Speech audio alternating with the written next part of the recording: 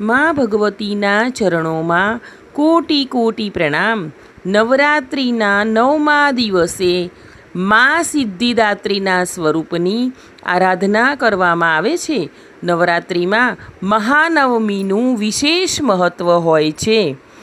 સિદ્ધ ગંધર્વ યક્ષાધ્યૈર સુરૈરમરૈરપી સેવ્યમાન સદા ભૂયાત સિદ્ધિદા સિદ્ધિદાયિની। અર્થાત સિદ્ધો, ગંધર્વો, યક્ષો, અસુરો અને દેવતાઓ દ્વારા પણ સદા ભજવા યોગ્ય એવી સિદ્ધિદાયિની દુર્ગાદેવી અમને સિદ્ધિ પ્રદાન કરવાવાળી હો। માં સિદ્ધિદાત્રી ભક્તોની ઈચ્છાઓ પૂર્ણ કરે છે અને ભક્તોને યશ, શક્તિ તથા સંપત્તિ આપે છે। શાસ્ત્રોમાં સિદ્ધિદાત્રીને સિદ્ધિ અને મોક્ષની દેવી માનવામાં આવી છે। તેમનું સ્વરૂપ ભવ્ય છે। તેમના 4 હાથ છે। માતાના હાથમાં શંખ, ગદા, ચક્ર અને કમળનું ફૂલ છે।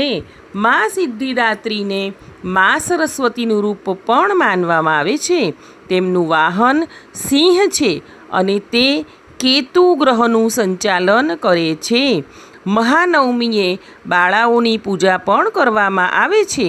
આ દિવસે કન્યા પૂજન કરવાથી ભક્તોને શુભ ફળ મળે છે।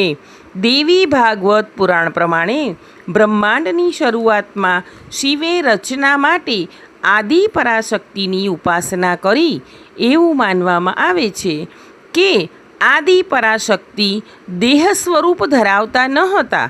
આથી આદિ પરાશક્તિ શિવના અર્ધા દેહમાંથી સિદ્ધિદાત્રી સ્વરૂપે પ્રગટ્યા। આમ શિવના અર્ધનારીશ્વર સ્વરૂપમાં અર્ધો દેહ તે દેવી સિદ્ધિદાત્રીનો દર્શાવાય છે। તેમની ઉપાસના મનુષ્ય ઉપરાંત દેવ, ગંધર્વ, યક્ષ, અસુરો અને સિદ્ધો પણ કરે છે। જે ભક્તો નવમીના દિવસે મા સિદ્ધિદાત્રીની પૂજા અર્ચના કરે છે તેમની બધી સિદ્ધિઓ પ્રાપ્ત થાય છે।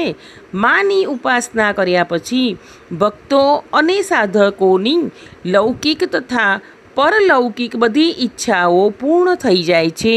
સૃષ્ટિમાં કશું તેને માટે અગમ્ય નથી રહી જતું અને સર્વત્ર વિજય પ્રાપ્ત કરવાનું સામર્થ્ય તેમનામાં આવી જાય છે। હવે આપણે જાણીશું માની પૂજા કઈ રીતે કરવી અને આજે પ્રસાદમાં માને શું અર્પણ કરવું। દેવી સિદ્ધિદાત્રીનું ધ્યાન કરી કળશ પર ચોખા ચડાવો। કળશ પર પંચામૃત અને ગંગાજળ છાંટવું।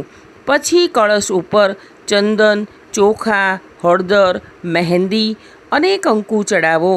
ગુલાબ, કરેણ અને ગલગોટાના ફૂલ સાથે પૂજાની સામગ્રી ચડાવો। ધૂપ દીપ કરો, આરતી ઉતારો અને આજે ખાસ કરીને તલથી બનેલી મીઠાઈઓ પ્રસાદમાં માને અર્પણ કરો। દાડમ અને કેળાનો ભોગ પણ લગાવી શકો છો। માના ચરણોનું સાનિધ્ય મેળવવા માટે નિયમનિષ્ઠ રહીને તેમની ઉપાસના કરવી જોઈએ। બોલો શ્રી દુર્ગા માતની જય, સિદ્ધિદાત્રી માતની જય, નવદુર્ગા માતની જય। આશા રાખું છું કે તમને સૌને નવરાત્રિના 9 સ્વરૂપો અને ચંડીપાઠના ટૂંકસાર વગેરે સાંભળવા ગમ્યા હશે। મારા તમામ સબસ્ક્રાઈબર્સનો, લાઈક કરનારનો, શેર કરનારનો સૌનો હું હૃદયપૂર્વક આભાર માનું છું। આવા વિશેષ તહેવારોની માહિતી માટે આપણી આ ચેનલને લાઈક, શેર અને સબસ્ક્રાઈબ કરજો। આપ સૌ હંમેશા ખુશ રહો તેવી પ્રભુ પાસે પ્રાર્થના।